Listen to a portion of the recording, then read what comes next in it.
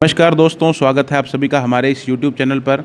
दोस्तों, आज की इस क्लास में हम चर्चा करेंगे कुछ राजस्थान के करंट टॉपिक्स की, जो कि आगे आने वाले एग्ज़ाम्स हैं, जैसे पटवारी है, राजस्थान कांस्टेबल है, उसके साथ साथ ही कॉलेज व्याख्याता है, और भी जो एग्ज़ाम्स आरपीएससी से रिलेटेड हैं या अधीनस्थ बोर्ड्स के संबंध में हैं, उन सभी के लिए इम्पोर्टेंट है।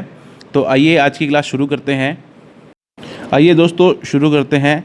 आज के लिए हमारा जो फर्स्ट टॉपिक है वो यह है कि निरोगी राजस्थान अभियान को मुख्यमंत्री अशोक गहलोत द्वारा पाठ्यक्रम का हिस्सा बनाने के लिए आवश्यक निर्देश दे दिए गए हैं।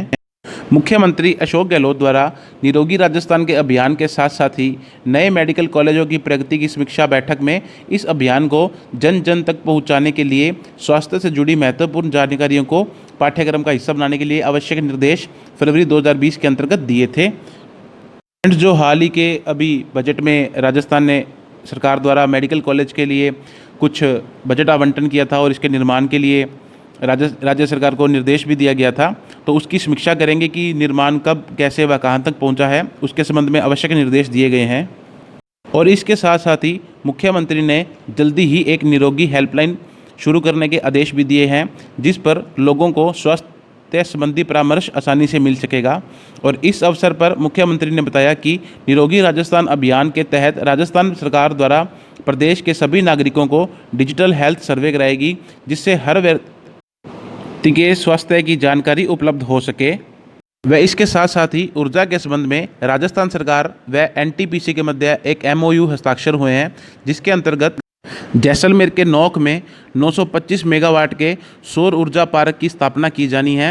यह MOU Rajasthan solar park development company limited तथा नेशनल पावर थर्मल कॉरपोरेशन यानी कि एनटीपीसी के मध्य एक एमओयू के अंतर्गत हस्ताक्षर किया गया है। जैसलमेर के नौक में इस सोलर पार्क के एग्रीमेंट के तहत प्रदेश में लगभग 4000 करोड़ रुपये का निवेश किया जाएगा, जो कि वर्तमान सरकार के कार्यकाल में यह सबसे बड़ा निवेश है। दोस्तों, एग्ज़ाम के पॉइंट ऑफ व्यू से ये काफ़ी महत्वपूर्ण है कि वर्तमान सरकार द्वारा किया गया सबसे जो महत्वपूर्ण और बड़ा निवेश है वो कौन सा है। तो यह निवेश आरएसडीसीएल व एनटीपीसी के मध्य है और समझौते के तहत प्रदेश के डेवलपमेंट फंड से लगभग 450 करोड़ रुपये प्राप्त होंगे तथा 180 करोड़ जीएसटी के माध्यम से मिलेंगे। और इसके साथ साथ एक यह पॉइंट भी महत्वपूर्ण है कि उपरोक्त जो एमओयू है उसके अलावा भी राजस्थान सरकार के साथ एनटीपीसी का 2200 मेगावाट का विद्युत उत्पादन में पार्टनर पहले से है। आइए चलते हैं अगले पॉइंट पर। हाल ही में भारत सरकार द्वारा स्वच्छता रैंकिंग के आधार पर संपूर्ण भारतवर्ष में एयरपोर्ट्स को कुछ क्रमांक दिए गए हैं, यानी कि उन्हें नंबर वाइज दिया गया है, जिसमें राजस्थान के जयपुर है जो वो तीसरे स्थान पर रहा है।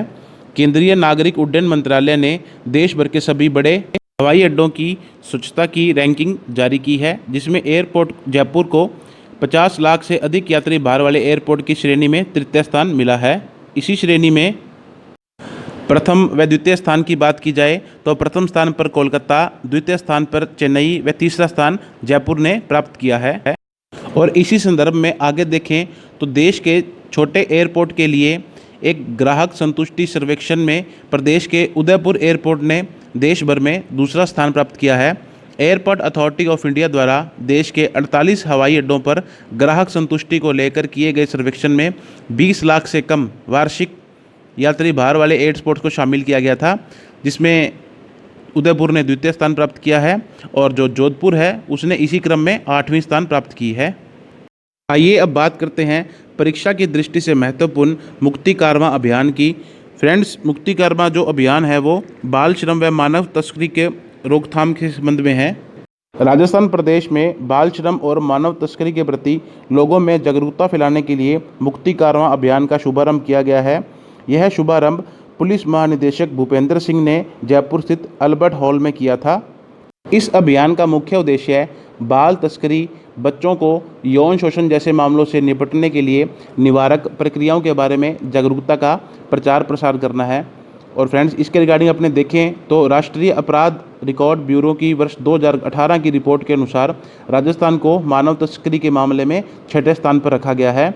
और दोस्तों, ये जो अभियान है यह राजस्थान पुलिस और कैलाश सत्यार्थी फाउंडेशन द्वारा मिलकर किया जा रहा है।